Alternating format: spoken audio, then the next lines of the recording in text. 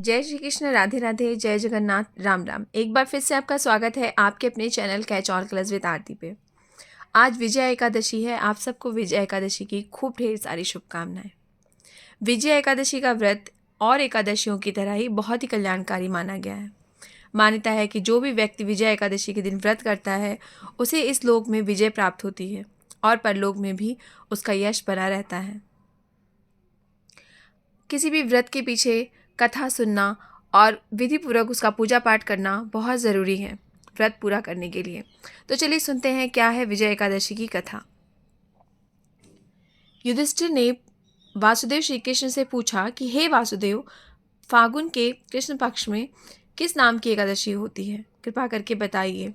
भगवान श्री कृष्ण बोले, हे युधिष्ठिर, एक बार नारद जी ने कमल के आसन पर विराजमान होने वाले ब्रह्मा जी से प्रश्न किया, सुरश्रेष्ठ, फाल्गुन के कृष्ण पक्ष में जो विजया नाम की एकादशी होती है, कृपया उसके पुण्य का वर्णन कीजिए। ब्रह्मा जी ने कहा, नारद सुनो, मैं एक उत्तम कथा सुनाता हूँ जो पापों को अपहरण करने वाली है। यह व्रत बहुत ही प्राचीन, पवित्र और पापनाशक है।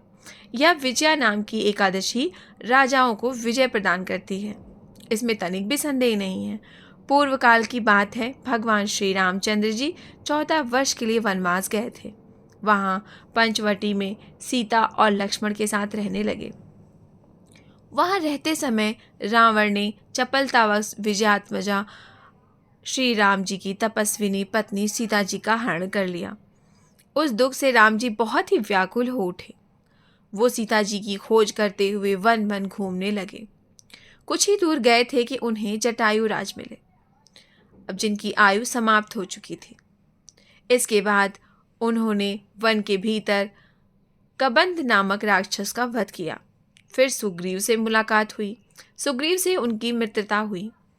तत्पश्चात श्री रामचंद्र जी के लिए वानरों की सेना एकत्रित की गई। हनुमान जी ने लंका उद्यान में जाकर सीता जी का दर्शन किया और उन्हें श्री राम को चिन्ह स्वरूप मुद्रिका प्रदान की। या उन्होंने महान पुरुषार्थ का काम किया। हनुमान जी वहां से लौटकर श्री रामचंद्र जी से मिले और लंका का सारा समाचार उन्हें सुनाया। हनुमान जी को याद सुनकर श्रीगम ने सुग्रीव को अनुमति ले लंका को प्रस्थान करने का विचार किया। समुद्र के किनारे पहुंचकर उन्होंने लक्ष्मण जी से कहा कि हे सुमित्रा नंदन, किस पुण्य से इस समुद्र को पार किया जा सकता है? यह अत्यंत अगाध और भयंकर जल जंतुओं से भरा हुआ है। मुझे कोई उपाय नहीं सूझ रहा जिससे इसको सुगमता से पार किया जा सके। लक्ष्मण बोले, महाराज, आप ही आदिदेव और पुराण पुरुष हैं। आप ही पुरुषोत्तम हैं। अब आपसे भला क्या छुपा है? यहाँ द्वीप के भीतर वाक्तालव्य नामक मुनि रहते हैं। यहाँ से आधे योजन की दूरी पर ही उनका आश्रम है। सो हे रघुनंदन, उन प्राचीन मुनिवर के पास जाकर उनसे इसका उपाय पूछते हैं। लक्ष्मण को यह अत्यंत सुंदर बात सुनकर श्री रामचंद्र जी महामुनि वाग्दालभ्य से मिलने के लिए गए। वहां पहुंचकर उन्होंने मस्तक झुकाकर मुनि को प्रणाम किया। मुनि उनको देखते ही पहचान गए कि ये तो पुराण पुरुषोत्तम भगवान श्री रामचंद्र जी हैं, जो किसी कारणवश ही मानव शरीर में अवतरित हुए हैं। उनके आने से उन ऋषि को बड़ी प्रसन्नता हुई। उन्होंने उनसे पूछा कि श्री राम, आपका आगमन यहाँ किस कारण हुआ है? श्री रामचंद्र जी बोले कि ब्राह्मण, आपकी कृपा से राक्षसों सहित लंका जीतने के लिए सेना के साथ समुद्र किनारे पर आया हूँ। हे मुने, अब जिस प्रकार समुद्र पार किया जा सके वो उपाय मुझे बताइए, मुझ पर बहुत ही बड़ी कृपा होगी। वाग्दालव्य ने कहा कि श्री राम, फाल्गुन के कृष्ण पक्ष में जो विजया नाम की एकादशी होती है, उसका व्रत करने से आपकी विजय होगी। निश्चय ही आप अपनी वानर सेना के साथ समुद्र को पार कर लेंगे। हे राजन, अब इस व्रत को फलदायक विधि सुनिए। दशमी के दिन आने पर एक कलश की स्थापना करिए। वह सोने, चांदी, तांबे अथवा मिट्टी किसी भी धातु का हो सकता है। उस कलश को जल भरकर उसमें पल्लव डाल दें। उसके ऊपर भगवान नारायण के सुवर्ण में विग्रह को स्थापित करें। फिर एकादशी के दिन प्रातःकाल स्नान करें।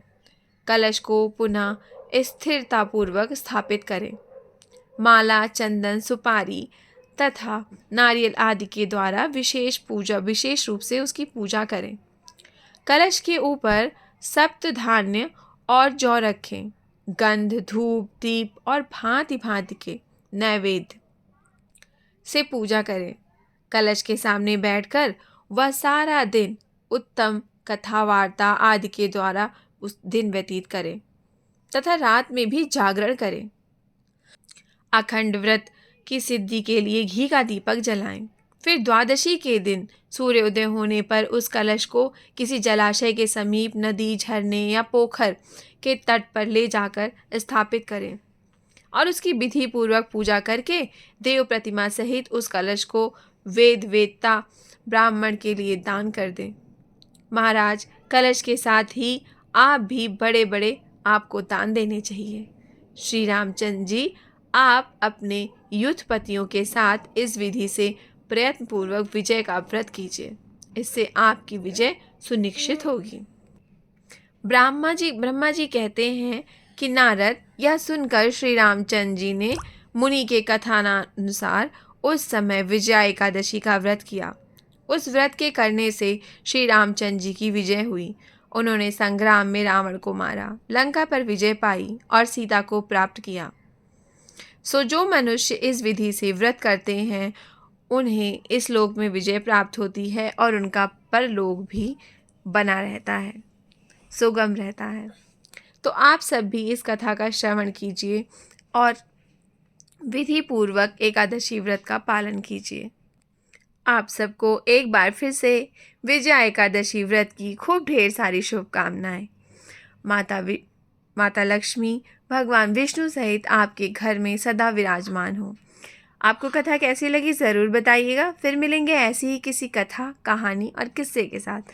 तब तक के लिए जय श्री कृष्ण, राधे राधे, जय जगन्नाथ, राम राम।